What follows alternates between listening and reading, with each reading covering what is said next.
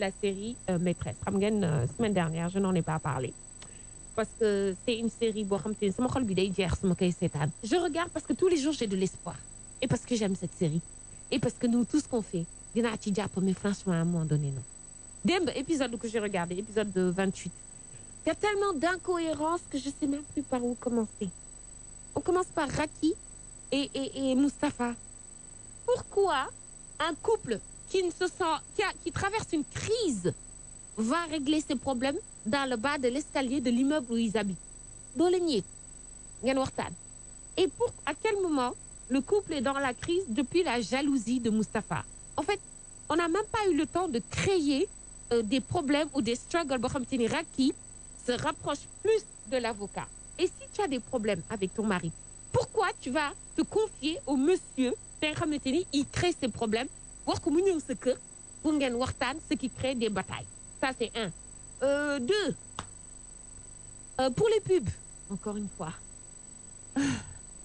pour les pubs ce que vous avez fait pour la voiture lorsque le procureur il est avec Lala dans la voiture mais loolu c'est bien ça montre à quel point par exemple 4x4 bu nekkoon ci scène boobu ça montre à quel point elle est solide et robuste quand il faut monter sur un trottoir haut mais arrêtez de dire laay depuis ma am oto bi ak boîte de vitesse bi non c'est trop flagrant wala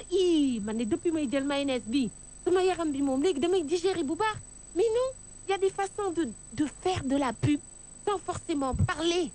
du produit et ça encore une fois on est retombé dedans léegi nag ma ñëw ci Lala ak Cheikh Lala et Cheikh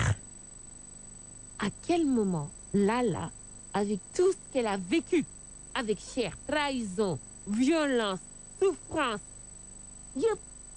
nga ne da ngay toog ak Cheikh ne ko waa léegi dama bëgg a xam fan nga jëm ak man de non meuf il t'a trahi il t'a brisé normalement da nga war a defloo sentir doute Cheikh mais Cheikh il est revenu dans ses travers Cheikh n'a jamais quitté ses travers d'ailleurs c'est un queutard Cheikh est un queutard mais on est passé de la Lala qui voulait la destruction de Cheikh à une Lala docile encore et après c'est quand elle a découvert que voilà Cheikh il était un queutard qu'elle a décidé de bàyyi loolu de lâcher Cheikh encore ça c'est le dernier épisode hein mais on verra ce que ça donne mais je veux dire il faut une certaine consistance et cohérence dans l'évolution des personnages on passe de la bipolarité à la schizophrénie en fait c'est pas possible